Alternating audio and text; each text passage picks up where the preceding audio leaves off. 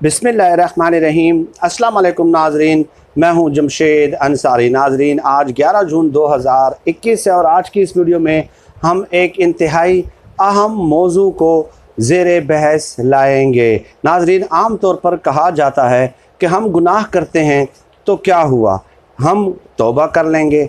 अल्लाह पाक गफूर रहीम है, अल्लाह पाक तौबा को कबूल करने वाले हैं। उसूली तौर पे यहाँ तक ये बात तो बिल्कुल दुरुस्त है कि अल्लाह पाक गफूर रहीम है और अल्लाह पाक तौबा को कबूल भी करते हैं। नाजरीन, कई उलमा ने अहादीस को इकट्ठा करने के बाद एक नतीजा अख़ज़ किया है और उन्होंने अपनी किताबों में लिखा है बाकायदा तौर पे कि अगर इंसान के समंदर जितने गुनाह भी हों, समंदर जितने भी गुनाह हों और वो इंसान नदामत का एक आंसू बहाए और वो आंसू अभी उसके आँख से टपका भी ना हो बल्कि उसकी पुतलियों में, आँख की पुतलियों में तैर रहा हो, तो उस नदामत के एक आंसू से, सिर्फ़ एक आंसू से समंदर जितने गुनाह जो हैं वो माफ़ हो जाते हैं। तो अल्लाह पाक की इससे बढ़ के नेमत और क्या हो सकती है, आप मुझे बताइए ना,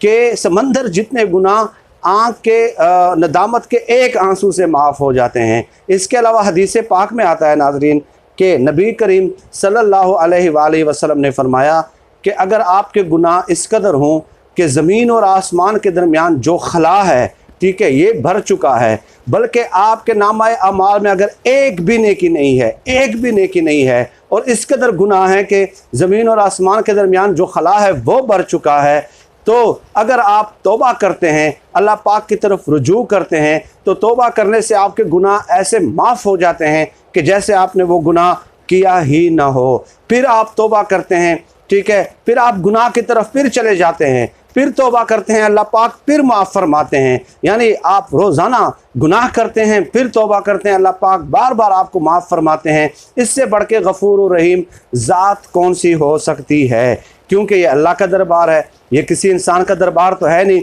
कि हाँ भाई आप 40 साल कहाँ भटकते रहे, अब आपको मेरी याद आ गई। नहीं, अल्लाह पाक के दरबार में ये ताने नहीं मिलते, ठीक है। जब भी आप उसकी तरफ रुजू करेंगे वो बार बार आपकी तौबा कबूल फरमाएंगे। और शैतान ने कहा था ना अल्लाह पाक से कि मैं आपके बंदों को गुमराह करूँगा। अल्लाह पाक ने कहा कि मेरा बंदा जितनी बार भी गुमराह हो, जितनी बार भी गुमराही के बाद मेरे दरबार पे आएगा, मुझसे तौबा करेगा, तो वो मुझे तौबा कबूल करने वाला पाएंगे। अल्लाह अकबर, इससे बढ़ के रहमत का इजहार और क्या हो सकता है। खैर नाजरीन, अब मौजू पे आते हैं। मौजू ये है कि हदीस पाक में गुनाहों के असरात बयान किए गए हैं और उलमा ने बाकायदा उस पर जो है ना बहस की है, किताबें लिखी हैं, मौजूए बहस बनाया है कि मुख्तलिफ़ गुनाहों के असरात मुख्तलिफ़ होते हैं। बाज़ गुनाह ऐसे हैं जिनके असरात दुनिया में तो ज़ाहिर होते ही हैं, लेकिन मौत के वक्त उनके असरात खुसूसी तौर पे ज़ाहिर होते हैं और मौत के वक्त उनके असरात इस कदर बद होते हैं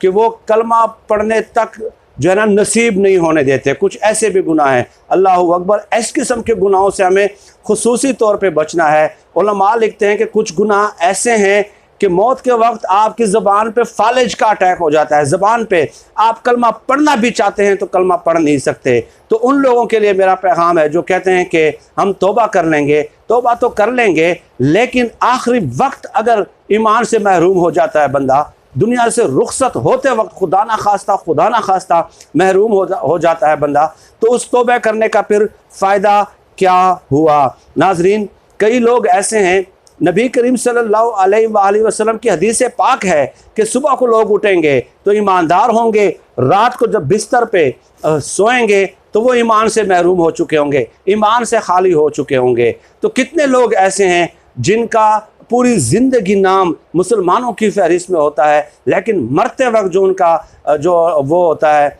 ठीक है, नाम मुसलमानों की फहरिस्त से खारिज कर दिया जाता है। अल्लाह पाक ऐसे अंजाम से सबको महफूज रखे। तो ये जो ईमान सल्ब होने की बात है, मौत के वक्त कलमा नसीब न होने की बात है, ये जो असरात हैं, इसका ताल्लुक़ कहीं गुनाहों के साथ तो नहीं कि उन गुनाहों के असरात जो है आखिरी वक्त में हम पे ज़ाहिर हो रहे हैं। तो उलमा ने लिखा है कि ज़िना एक ऐसा गुनाह है जो मरते वक्त आपको कलमा पढ़ने नहीं देता, आपकी ज़ुबान पे फालज हो जाता है। इसके असरात दुनिया में तो ज़ाहिर होते ही हैं, लेकिन आखिरी वक्त में ज़िना के या असर ज़रूर ज़ाहिर होता है। तो क्यों इस गुनाह से नाज़रीन खुसूसी तौर पे जिस कदर भी जल्दी हो तौबा करने की ज़रूरत है। अल्लाह पाक इस गुनाह अजीम से सबको महफूज रखे, क्योंकि ये अल्लाह पाक की गैरत का मामला है, और अल्लाह पाक को जब गैरत आती है तो वो कुछ भी कर सकते हैं। तो उलमा लिखते हैं कि ज़िना के असरात मौत के वक्त ज़ाहिर होते हैं, ईमान से महरूम कर देता है बंदे को। खुदा न खास्ता अल्लाह पाक सबको महफूज रखे इस गुनाह से, और ज़बान पे फालज हो जाता है, आपको कलमा पढ़ने नहीं देता। तो इस कदर गुनाह है ज़िना का। अब ज़िना के जो गुनाह हैं उस हवाले से तो मैं एक अलग वीडियो बयान करूँगा कि अहादीस में और क्या क्या गुनाह इसके हवाले से लिखे गए हैं और क्या क्या गुनाह जो हैं वो मज़कूर हैं अहादीस में। लेकिन इतना समझ लीजिए नाज़रीन कि ये जो कायनात है ये अल्लाह की तख्लीक करदा है, हम अल्लाह की तख्लीक करदा कायनात में रह रहे हैं। चुनाचे जब कायनात अल्लाह ने तख्लीक की तो इस कायनात के लिए उसूल जो है वो भी अल्लाह ने वज़ा कर दिए। या तो ये है ना कि आप ये कह दें कि ये कायनात मैंने बनाई है, आपने बनाई है, तो चूँकि आपने बनाई है इसलिए उसूल भी आप ही बनाएंगे। लेकिन नहीं, ये कायनात अल्लाह ने बनाई इसलिए उसूल भी अल्लाह के चलेंगे। अल्लाह का उसूल ये है कि अल्लाह पाक ये फरमाते हैं कि हैवानी और इंसानी ज़िंदगी में फ़र्क होना चाहिए। इंसान अशरफुल मखलूक़ात है। अब देखें, हैवान होता है, जानवर होता है, वो अपनी जिनसी ख्वाहिश की तकमील के लिए किसी उसूल ज़ाब्ते का पाबंद नहीं है। वो क्या जानवरों में निकाह का कंसेप्ट है? क्या जानवरों में मियाँ बीवी रिश्ता इज़्दवाज में मुंसलिक होने का कंसेप्ट है? नहीं है ना। जानवर के सामने जो भी आ गया उसके साथ वो अपने जिनसी ख्वाहिश की तकमील कर लेते हैं बग़ैर किसी रिश्ते में मंसूब हुए। ठीक है, तो ये जानवरों का है।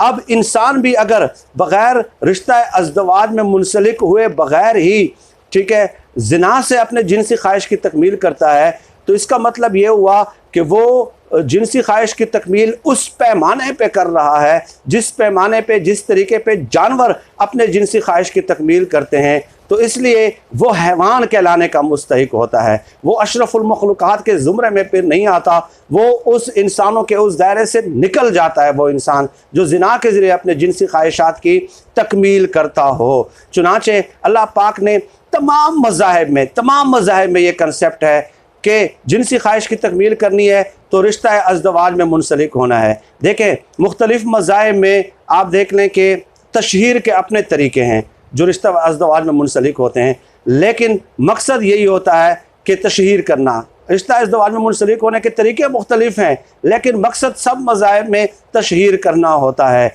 और इसे कहा जाता है इंसानी उसूल, जो कि कुरान मजीद ने बताए। कुछ इस्लामी उसूल होते हैं, कुछ इंसानी उसूल होते हैं। तो इंसानी उसूलों के दायरे में आपने अपने जिनसी ख्वाहिश की तकमील करनी होती है, उसके लिए निकाह का एहतमाम करना होता है, रिश्ता इज़्दवाज में मुंसलिक होना होता है, किसी के साथ शरई तौर पर मनसूब होना होता है, तब जाके आप रिप्रोडक्शन कर सकते हैं, औलाद की जो है ना ख्वाहिश कर सकते हैं। तो ये नाज़रीन एक मौजू था।